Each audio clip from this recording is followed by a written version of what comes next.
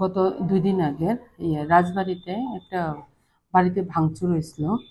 তো ওইটারে ইস্যু করে আমরা ধর্মনগর PSA 108 12/11/2025 under section 333, 191 clause 3, 124 clause 2, 118 clause 1, 304 clause 2, 61 clause 2, 74 and 351 clause 2 and 3 clause 5 of BNS এই সেকশনগুলোতে কেস রেজিস্টার করা হয়েছে। একজন শিপন মিয়ার নামের ওনার বাড়িতে 10-15 জনের মতন বাড়ি ভাঙচুর করছে ওনার বাড়িতে ঢুকে।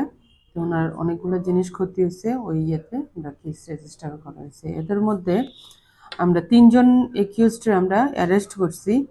একজন হেলাল মিয়া, তারপর দ্বিতীয়জন আলম মিয়া অ্যান্ড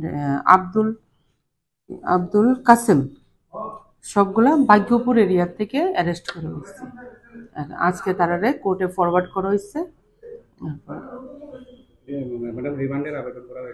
রিমান্ডের এটা আমি জানি না, এটাই কাট কর।